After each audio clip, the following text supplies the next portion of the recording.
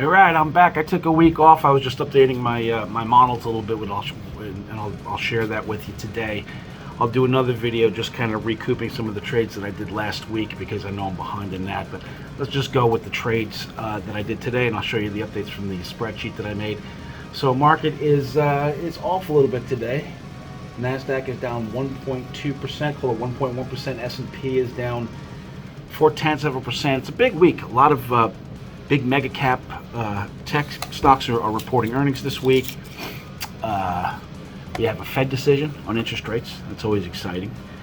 And we're going to get the second quarter GDP, at least the preliminary number this week, which, if it's negative, would put us in a technical recession. So it's an important week.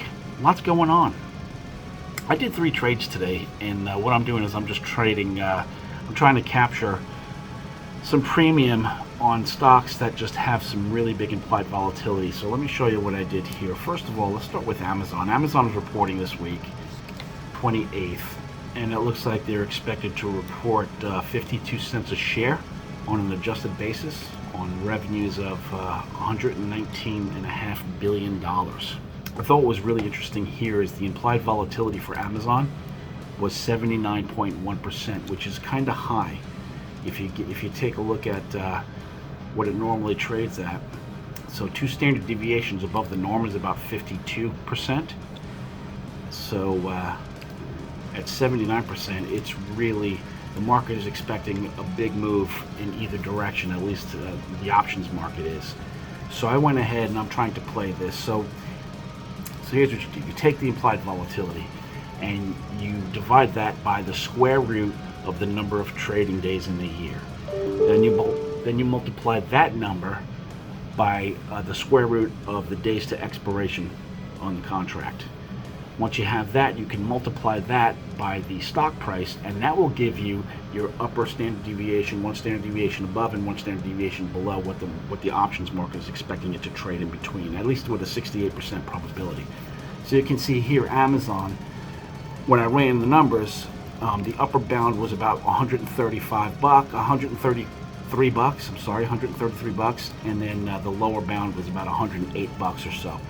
So I figured this would be a good opportunity to take an iron condor into earnings, and considering that the implied volatility is so high, there's good premium to collect there. So with Amazon on the lower bound, I sold the July 29th 108 puts for 56 cents, and I bought the July 29th 105 puts for 37 cents. That's a credit spread I get to keep if it stays above our lower boundary. And on the upper boundary, I sold the 135 calls, this is July 29th, for 45 cents, and I bought the July 29th 140 calls for 17 cents. So let's take a look at the chart. Here's Amazon. Here's where it is today. It's off today, almost 2%. But you can see by this Friday, I need this stock to trade within this range. So that range here is going to be 135.47 to the upside, 107.53 to the downside. That green area, this is my happy box right here. It's got to stay in the green, stay in between these 2 levels, and then I get to keep the premium. Okay, here's Apple. So I did the same thing with Apple. The upper band and the lower band. It's at 55% implied volatility for this Friday, going into earnings. And my upper boundary is about 164 bucks. My lower boundary is about 142 bucks. So that's the range we have to play with. You can see my max gain, my max loss, and my probability of winning this trade is about 97%. So it gives me a profit ratio. I like any profit ratio north of 1, but 3.8 is a good profit ratio. And the 55% implied volatility is higher than the norm. So I mean, if you go back a year, 39.9, call it 40% implied volatility is really high for Apple. So it's going into this earnings season with a lot of expected implied volatility.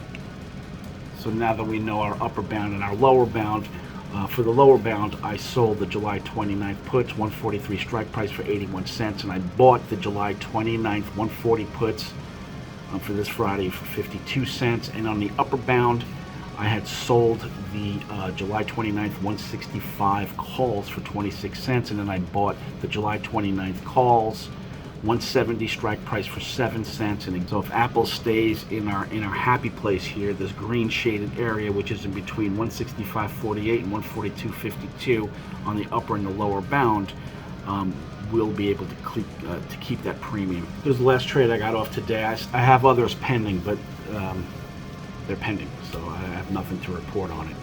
This is 3M. 3M implied volatility going into earnings. Yeah, so they're reporting tomorrow, so that would explain the implied volatility that we're seeing. Expecting to earn $2.44 EPS on an adjusted basis on $8.63 billion in revenues. So look at the implied volatility here at 47.2%. It's a lot higher than where it normally sits, which is around 31. So I like that. It's offering premium. We have 4 days of expiration. There's the price. So my upper bound and my lower bound is here. So the upper bound for the stock is around 142. The lower bound is about 126. So I could say with 68% confidence that the stock's going to end up between those two areas. Here's my max profit. Here's my max loss and my probability of winning this trade. So again, I try to keep that profit ratio well above 1. Alright, so let's go over the numbers here. I sold the July 29th 127 puts for 51 cents. I bought the July 29th 125 puts for 37 cents. And my upper bound, I had sold the July 29th 143 calls for 18 cents, and I bought the July 29th 145 calls for 10 cents, giving us that range. So we need 3M to stay in our green shaded area of profitability, and that number's in between 143.22 and 126.78. So yeah, by Friday I needed to close in between those two numbers, still in this green area, and we'll be able to keep our premium. All right, so that's the trades I have on today.